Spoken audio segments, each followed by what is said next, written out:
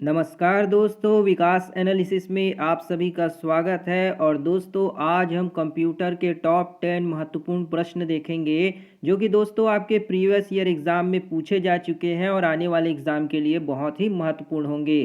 तो दोस्तों, अगर आप हमारे चैनल पर पहली बार आए हैं तो प्लीज़ हमारे चैनल को एक लाइक और सब्सक्राइब सपोर्ट जरूर करिएगा। चलिए दोस्तों, इन प्रश्न को हल करते हैं। पहला प्रश्न दिया है आपका, सीपीयू का मुख्य काम है, यानी कि जो सेंट्रल प्रोसेसिंग यूनिट होता है उसका क्या काम मुख्य है, ये पूछा जा रहा है। पहला ऑप्शन दिया है आपका प्रोग्राम निर्देशों को क्रियान्वित करना। दूसरा ऑप्शन है भविष्य में उपयोग के लिए डेटा और सूचना को स्टोर करना। और तीसरा ऑप्शन है आपका डाटा एवं सूचना को प्रोसेस करना। तो इनमें से कौन सा जो होगा आपका कंप्यूटर का मुख्य काम हो जाएगा। तो यहाँ पे आपका कौन सा ऑप्शन करेक्ट होगा? ऑप्शन नंबर डी, जिसमें दिया गया है ऑप्शन नंबर ए और सी, ये दोनों सही हो जाएंगे, है ना। सीपीयू का क्या काम होता है?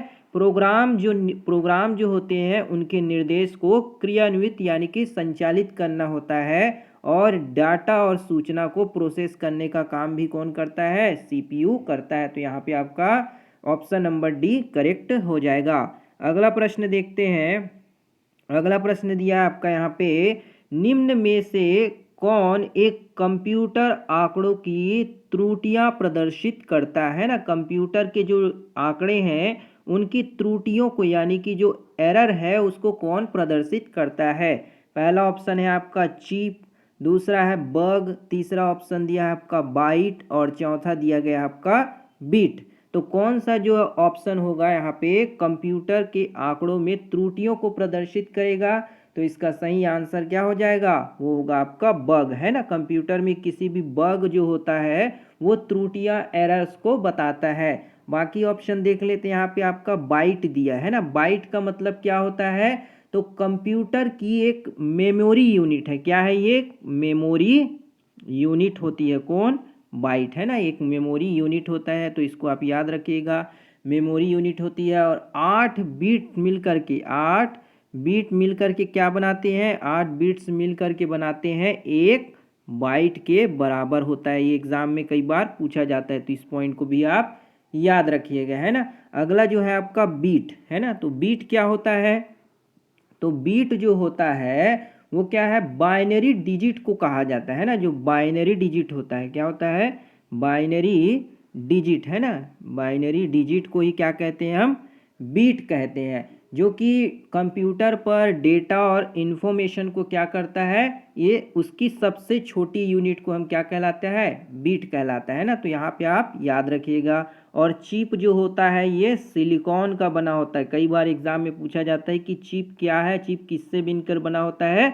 तो सिलिकॉन नामक एक अर्धचालक धातु से बना होता है ना। तो यहाँ पे आपके सारे ऑप्शन क्लियर हो गए होंगे। तो यहाँ पे आपका कौन सा ऑप्शन करेक्ट होगा? कंप्यूटर में जो एरर है किसको प्रदर्शित करता है? तो वो बग को प्रदर्शित करता है ना। तो इसको आप याद रखिएगा। अगला प्रश्न देखते हैं। अगला प्रश्न है आपका यहाँ पे, निम्नलिखित में से किसने लेजर का आविष्कार किया, है ना। जो लेजर है उसका आविष्कार किसने किया, ये पूछा जा रहा है। पहला ऑप्शन है थियोडोर मैमन, है ना। थियोडोर मैमन। दूसरा ऑप्शन है विलियम कोल्टन।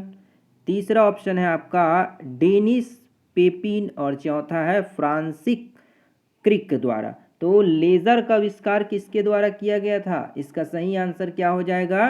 तो वो हो जाएगा थियोडोर मैमन के द्वारा, है ना। ऑप्शन नंबर एक, थियोडोर मैमन ने आपका लेजर का आविष्कार किया था, है ना। और लेजर का अगर आपको फुल फॉर्म पूछा जाए, LASER, है ना। तो लेजर में इसका फुल फॉर्म भी कई बार एग्जाम में पूछा जाता है ना। तो इस एल का मतलब क्या हो जाता है? तो एल का मतलब हो जाता है लाइट। क्या होता है? लाइट होता है ना। और ए का मतलब क्या होता है? तो एम्प्लीफिकेशन। क्या करता है? एम्प्लीफिकेशन, है ना।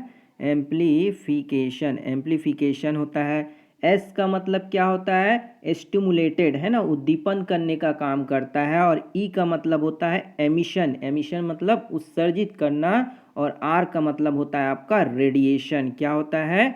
रेडिएशन, है ना। तो इसका पूरा नाम आप याद रखिएगा, light amplification by stimulated emission of radiation, है ना। इसका आप पूरा नाम जरूर याद रखिएगा, कई बार एग्जाम में पूछा जाता है। तो यहाँ पे लेजर का आविष्कार कौन सा सही होगा, थियोडोर मैमन जो होगा आपका करेक्ट हो जाएगा। अगला प्रश्न देखते हैं। अगला प्रश्न है आपका, विश्व कंप्यूटर साक्षरता दिवस मनाया जाता है ना, विश्व में कंप्यूटर के लिए साक्षरता दिवस कब मनाया जाता है ये पूछा जा रहा है। पहला ऑप्शन है 2 दिसंबर को, दूसरा ऑप्शन 14 नवंबर को, तीसरा ऑप्शन 5 जुलाई को और चौथा ऑप्शन दिया है 3 नवंबर को। तो विश्व साक्षरता दिवस कब मनाया जाता है, इसका सही आंसर क्या हो जाएगा, तो वो होगा ऑप्शन नंबर ए, है ना, जिसमें 2 दिसंबर को विश्व में साक्षरता दिवस जो है मनाया जाता है। हर साल जो है क्या मनाया जाता है, 2 दिसंबर को कंप्यूटर का साक्षरता दिवस मनाया जाता है। तो ऑप्शन एक यहाँ पे आपका करेक्ट हो जाएगा।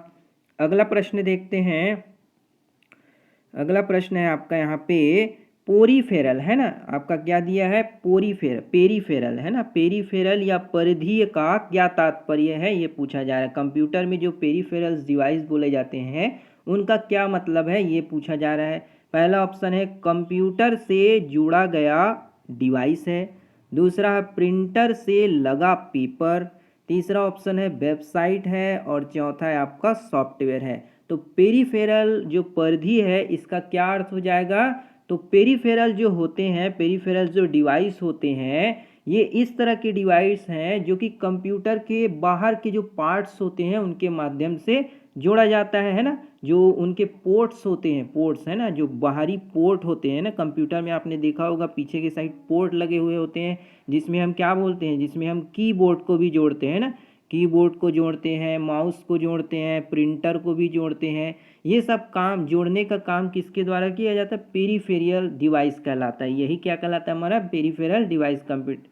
तो यहाँ पे हमारा आंसर क्या होगा, कंप्यूटर से जुड़ा गया डिवाइस है। तो ऑप्शन ए यहाँ पे आपका क्या हो जाएगा, करेक्ट हो जाएगा। अगला प्रश्न देखते हैं। अगला प्रश्न है आपका यहाँ पे, निम्नलिखित में से कौन कंप्यूटर के निर्देशों को क्रियान्वित करता है ना, कंप्यूटर के जो निर्देश हैं उसको क्रियान्वित यानी संचालित करता कौन है ये पूछा जा रहा है। पहला ऑप्शन दिया आपका एरिथमेटिक यूनिट यानी कि ALU, दूसरा ऑप्शन है आपका लॉजिक यूनिट और तीसरा ऑप्शन है ए और बी दोनों सही हैं और चौथा दिया गया है कंट्रोल यूनिट। तो कंप्यूटर के निर्देश को क्रियान्वित यानी संचालित करने का काम कौन करता है, तो वो करते हैं आपके अर्थमेटिक यूनिट और लॉजिक यूनिट दोनों, है ना। तो ऑप्शन नंबर यहाँ पे आपका सी जो होगा, ऑप्शन सी, ए और बी दोनों करेक्ट हो जाएंगे।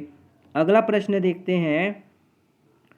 अगला प्रश्न है आपका यहाँ पे, कंप्यूटर के कार्य करने का क्रम है, जो कंप्यूटर है उसके कार्य क्रम करने का क्रम आपको यहाँ पे बताना है। पहला ऑप्शन दिया है इनपुट, आउटपुट और प्रोसेस, यहाँ पे कॉमा होगा, है ना, सब जगह कॉमा है। दूसरा ऑप्शन है आपका आउटपुट, प्रोसेस, इनपुट, तीसरा ऑप्शन है इनपुट, प्रोसेस और आउटपुट। तो यहाँ पे आपको बताना है कि कंप्यूटर जो है किस तरीके से, कौन से क्रम में, किस ऑर्डर में काम करता है ये पूछा जा रहा है। तो कंप्यूटर किस ऑर्डर में काम करता है, सबसे पहले हम कंप्यूटर में इनपुट डालते हैं ना, कोई भी आप कमांड देंगे, इनपुट देने के बाद क्या होता है, वो प्रोसेस होता है और प्रोसेस होने के बाद आपको आउटपुट के रूप में दिखाई देता है। तो यहाँ पे आपका कौन सा ऑप्शन करेक्ट होगा, तो ऑप्शन नंबर सी आपका, इनपुट देने के बाद हमको क्या मिलेगा, प्रोसेस होगा, कंप्यूटर अपना काम करेगा, फिर हमको वो आउटपुट के रूप में देगा। तो ऑप्शन नंबर सी आपका यहाँ पे करेक्ट हो जाएगा। अगला प्रश्न देखते हैं, कौन सा भाग कंप्यूटर का दिमाग कहलाता है। बहुत ही इजी प्रश्न है, हमने आपको प्रीवियस वीडियो में भी आपको इससे रिलेटेड प्रश्न कराए हैं ना। तो इसका आंसर जो है आप हमें जो है कमेंट बॉक्स में जरूर बताएगा। बहुत ही इजी है ना, कंप्यूटर का दिमाग, मस्तिष्क किसे कहते हैं आप सभी जानते होंगे। तो इसका आंसर जो है आप हमें कमेंट करके जरूर बताइएगा, है ना। अगला प्रश्न देखते हैं।